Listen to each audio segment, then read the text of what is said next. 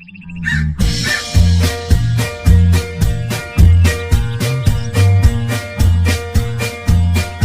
दिन एक कौवा खाने की तलाश में उड़ रहा था।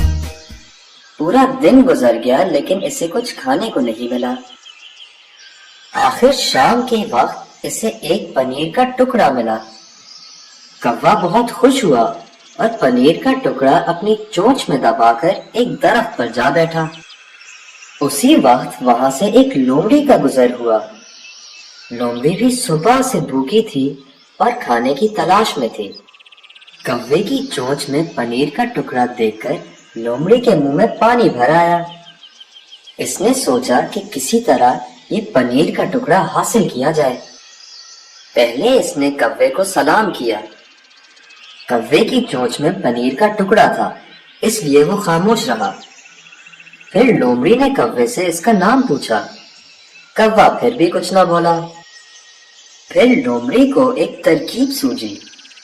इसने कौवे की तारीफ करनी शुरू कर दी। भाई कौवे, तुम्हारे पर कितने खूबसूरत हैं, तुम्हारी आंखें कितनी चमकदार हैं, और सुना है तुम्हारी आवाज तो बहुत ही सुरीली है। मुझे अपनी प्यारी आवाज में गाना तो सुना दो। अपनी तारीफ सुनकर कौवे से रहा नहीं गया।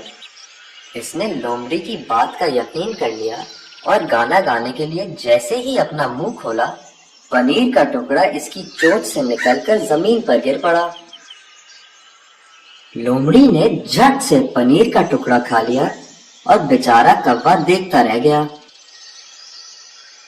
बच्चों, इस कहानी से हमें सबक मिलता है कि झूठी तारीफ का यकीन नहीं करना चाहिए, वरना अपना ही नुकसान होता है।